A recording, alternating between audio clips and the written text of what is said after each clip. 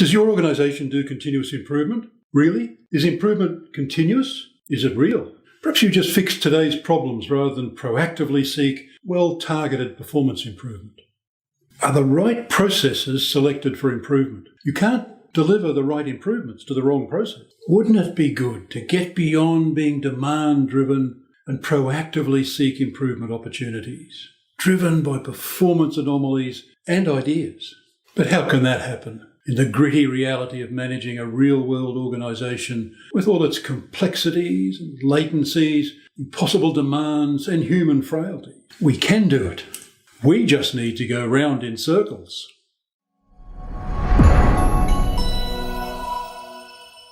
In this Process Insight, I want to introduce 2 process management circles. Conveniently, they're called Tregear Circles, or if you prefer, they were originally called the 2 virtuous circles. And I think of them as a meta-model for management, and nothing less than a framework for perpetual process improvement. Here they are, meet the circles. You can see we've got 2 circles, PO or Process Ownership Circle, and the PI or Process Improvement Circle. And we'll go through each of these in detail in a moment, but let's just talk about them generally here first. So the PO circle, if you like, is about process management, and the PI circle is about process improvement. The PO circle is going to help us make wise choices about which process to improve, because it's important to remember that if we choose the wrong process to improve, we cannot get the best improvement. We might spend a lot of time trying to improve a process which really at the end of the day is not having a big impact on organisational performance. So we've wasted a lot of time and effort, and we've missed the opportunity as well to improve a high impact process. So the PO circle will turn at the cadence of the process execution. We'll be gathering data, we'll be making assessments, and we'll be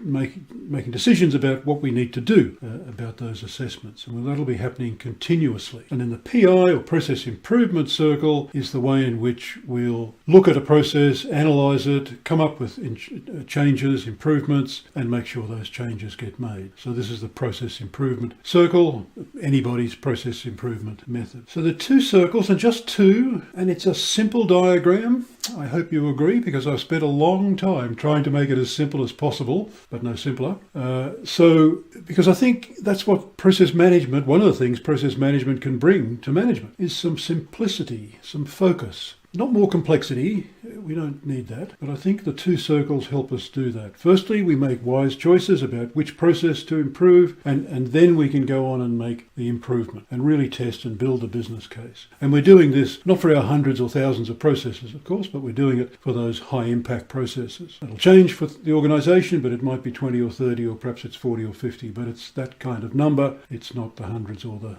thousands. So they're the 2 process improvement circles. Let's though look at each of them in turn. So here we are at the PO circle, Process Ownership Circle, and you can see that it's got 3 nodes. It's got the node Target, Assess and Respond. Target, Assess, Respond. Target, Assess, Respond. Target, Assess, Respond. I think that's the drumbeat of good process governance and good process management. And if you can hear that drum beating, then there's good process management going on, and good process management will lead to good process improvement. Let's check in with each of the nodes. So target, we're setting the performance targets. We're setting the KPIs for the process and the targets. What are the critical few KPIs and what are the critical few targets? If this process was working as well as its key stakeholders wanted to, what would it be doing and how would we know? That's the question to ask to find the process KPIs. So we've got some KPIs and targets, and then we'll come around to assess. And assess, we're going to do 2 things at assess. Firstly, we're going to assess the performance numbers, of course. The target's 9 out of 10, and is it 9 out of 10, or is it 8 out of 10, or is it 9.5 out of 10? We'll assess the performance, the numbers, the objective assessment. But this node is called assess, not measure, because there's another thing we want to take into account here as well, and that's new ideas for change. The innovative piece, the innovation can come in at this point. Are there new ideas? Maybe we're hitting all our KPIs, everything's fine, no change to make there, but here's a new idea, here's a new bit of technology, here's a new way of thinking. And although the way in which we might think about innovation and the way in which we arrive at this place might be different, I don't like the idea of separating process improvement and innovation, because if we're not changing processes with innovation, then I'm not sure what else is going on. So it's important that we don't separate them, but bring them together, and it happens right here at assess. So we assess for performance and we assess for ideas. And now we've got to respond, because if we don't respond, then what was the point? 3 things might happen at the respond node. One is nothing. KPIs are fine. We don't need to change anything. There aren't any ideas. Performance is good. Nothing to see here. Move on. Maybe that's what would normally happen. Maybe that's the majority of times the circle turns. Maybe that's the outcome. The second thing that might happen is that we might say, we need to review the KPIs and the target. And that might be because, well, we haven't done it for a while, and we should. Maybe it's every 6 months or 12 months. We should have some review. Perhaps that's a quick review, but, are we still measuring the right things? That's a good question. Or it might be something changed about the context of the process, something about our customers, something about we've made some improvement to the process that now requires us to measure something different, or not measure something that we used to. Or maybe there's some regulatory change, whatever there is, some other context, so we need to make a change to the KPIs and or the targets. So that's the second thing. And then the third thing might be that, yes, there is a performance issue, a current or emerging performance problem. And by the way, it would be nice, wouldn't it, to be able to predict emerging performance problems and fix them before they arrive. So we've got a performance problem, or we've got some idea to test. And how we're going to do that? We'll do that in the PI circle. So at this point of respond, one of the things we might want to do is to trigger a turn of the PI circle. Okay, so here we are at the PI, process improvement circle. Now, this is anybody's process improvement methodology. This might be Sprint PIP, it might be CME, it might be Lean Six Sigma, it might be something you've made up. It doesn't matter. It's shown here in its most generic form, as is, to be, to do. So as is, current state, to be, the future state, what do we want it to be, and to do is just my shorthand way of summarising all of the things that we've got to do to create the new as is, which, by the way, is the intent, the objective of process improvement, isn't it? We're not about creating a to be. That's a PowerPoint presentation or a report or something. What we want to create, success is about creating a new as is. So we've got to get past the to be, back to the as is. So we make the change, we do the analysis, collect the data, whatever our method is, and we'll recommend change. If we found a business case for change, and we can recommend that, and we can shape it up, and then those change projects need to happen so that we can then, we're back at a new as is. Now, sometimes these kinds of changes might take a short time, maybe it's a day or two or a week or two, but sometimes it's months, perhaps many months, depending on the nature of the change. But here's the thing, the PO circle kept turning. So we will know always what the level of performance of the process is. And we'll know whether it's changing for good or for bad or whatever else. And all sorts of things might be changing around the process. The process context might be quite dynamic.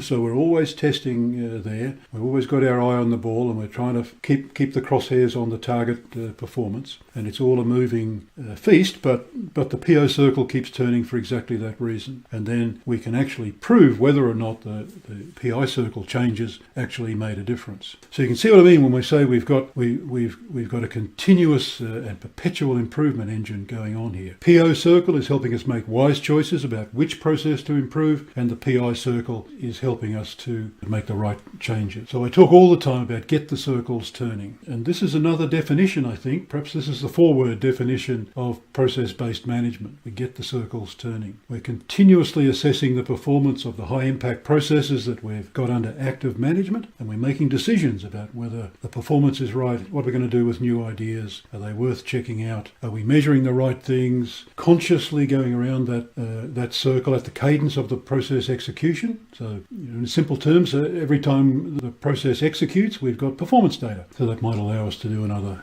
assessment. And that maybe that's near real time, in which case we would have continuous data stream. Or some of our processes, of course, maybe they execute once a week, once a month, once a quarter, once every 4 years. So we're not, the longer the gaps between execution, the more sparse the data. But nevertheless, we still need to make maximum use of that data, and that'll let us trigger the PI circle to understand what we can improve, and make sure there's a genuine business case for doing something real, because otherwise the changes just won't get made. Okay, so let's summarize here. So I think the key word in all of this is continuous. We talk about getting the circles turning. We want them turning continuously. We want to be always looking. We talk about continuous improvement, don't we? And oftentimes continuous improvement Oftentimes it's got two problems. One is that it's not continuous, and the second problem is that there's not much improvement. But we can certainly fix the continuous piece here with the PO circle, and we can fix the improvement part with the PI circle. So a perpetual improvement engine. I think that's a powerful thought. If we don't pick the right process to improve and to manage, then we can't optimize performance for the organization. And that's our intent, to optimize organizational performance. We've got to pick the right process. If we're an airline and